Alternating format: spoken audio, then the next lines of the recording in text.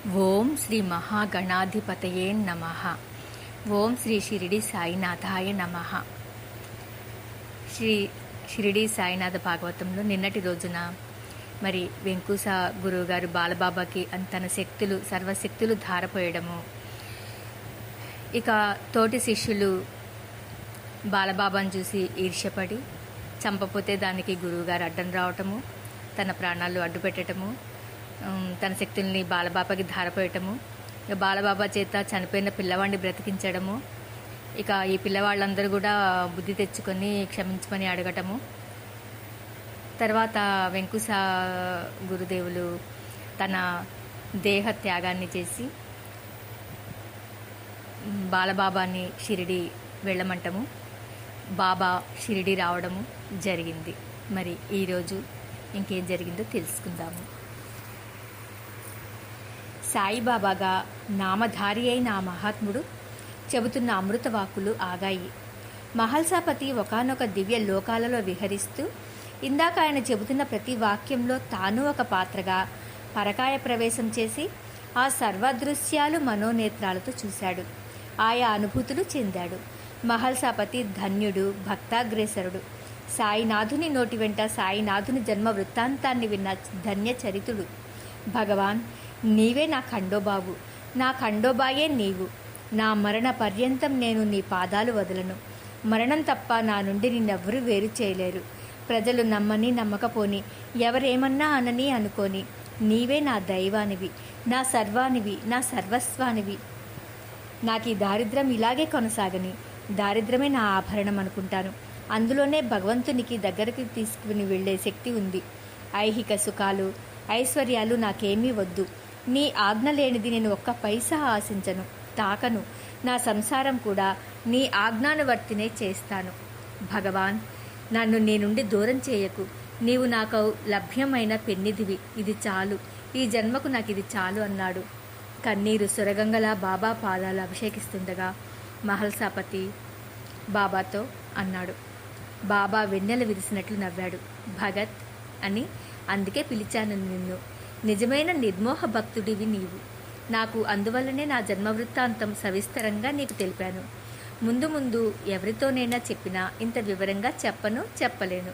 అక్కడో ముక్క ఇక్కడో ముక్క చెబుతాను అంతే.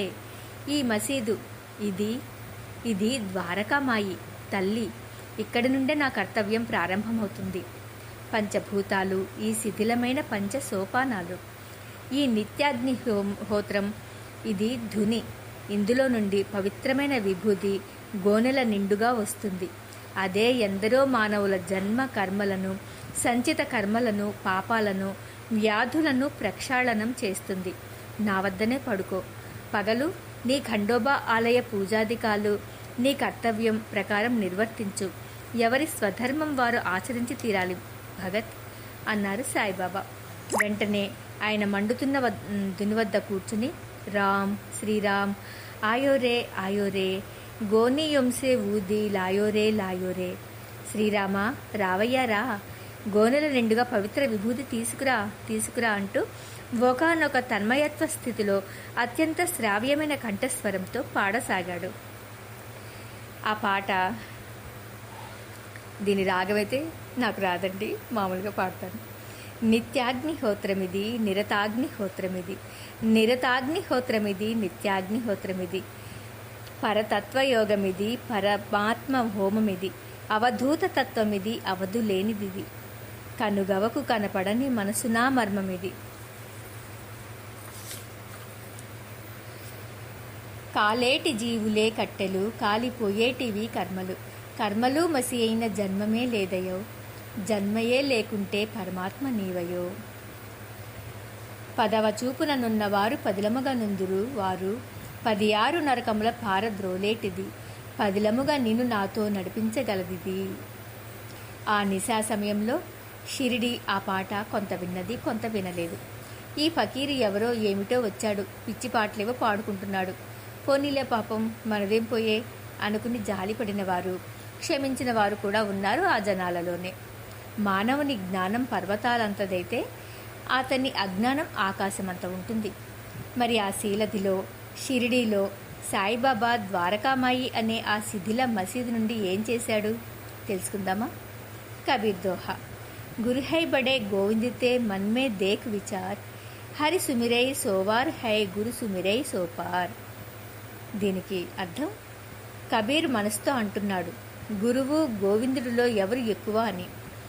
మనసులో విచారించగా భగవంతుని నేరుగా ధ్యానించే వారికి ఆయన సాక్షాత్కారము మోక్షమార్గము ఆలస్యంగా అందుతాయి.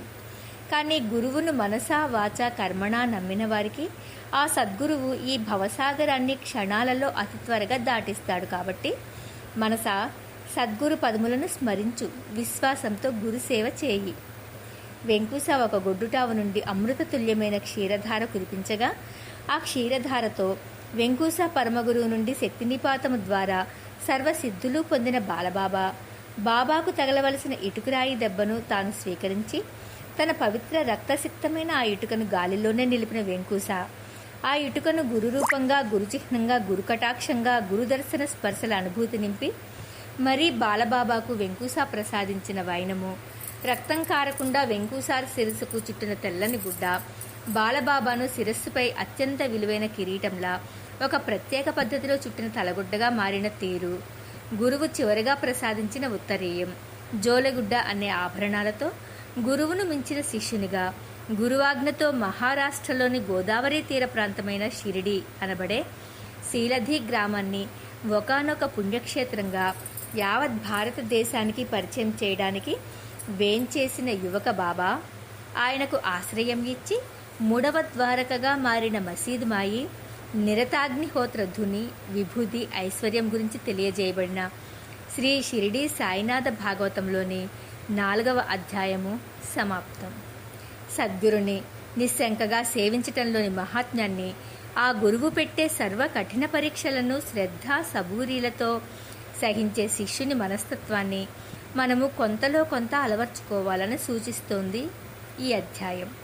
ఒక గురువును కొద్ది కాలం సేవించి, ఎన్నాళ్ళు సేవ చేసినా ఏమిచ్చాడు, మా సమస్యలు తొలగాయా, మా ఆర్థిక ఇబ్బందులు తీరాయా, మా ఉద్యోగాలకు ప్రమోషన్లు వచ్చాయా, ఈయనేం గురువు, అనవసరంగా సేవ చేశాం, దక్షిణలిచ్చాం అంటూ పశ్చాత్తాపపడి ఇన్స్టెంట్ కాఫీ, ఫాస్ట్ ఫుడ్స్లో స్థాయిలో గురువును, గురువులోని మహాత్మ్యాలని మనం ఊహించుకుంటున్నామేమో. ఈ అధ్యాయంలోని గురు శిష్యుల అనుబంధాన్ని పారాయణం చేశాక మనల్ని మనం అంచనా వేసుకోవాలి. లేకపోతే జీవితమంతా గురువుల్ని తలపిన్నులా శరీరం మీద ధరించే అవుట్ ఆఫ్ ఫ్యాషన్ బట్టల్లా మార్చే శిష్యుల స్థాయిలోనే ఉండిపోతాము. పరమ గురువు మనకేది శ్రేయస్కరమో అది ప్రసాదిస్తారు. మనం కోరేవన్నీ తీర్చే గురువు అంటూ ఎక్కడా ఉండరు. ఈ అధ్యాయం భక్తి శ్రద్ధలతో పారాయణం చేసిన వారికి సంచిత కర్మల వచ్చే కష్టాలు, పరీక్షలు, దైవం పెట్టే పరీక్షలు, ఇతరుల ఈర్ష్య అసూయల వలన కలిగే పైకి కనిపించని బాధలు, ఆవేదనలు సర్వం శ్రీ షిరిడి సాయినాథ్ మహారాజ్ తొలగించి వారి హృదయాలకు చల్లని ఓదార్పు, ధైర్యము, ఏ కష్టాలనైనా ఏ పరీక్షలనైనా ఎదుర్కొనగల శక్తిని తప్పక ప్రసాదిస్తారు. శ్రీ సమర్థ సద్గురు సాయినాథ మహారాజుకు జై. 4వ అధ్యాయం సంపూర్ణం. ఓం నమః శివాయ. ఓం శ్రీ సాయినాథాయ నమః.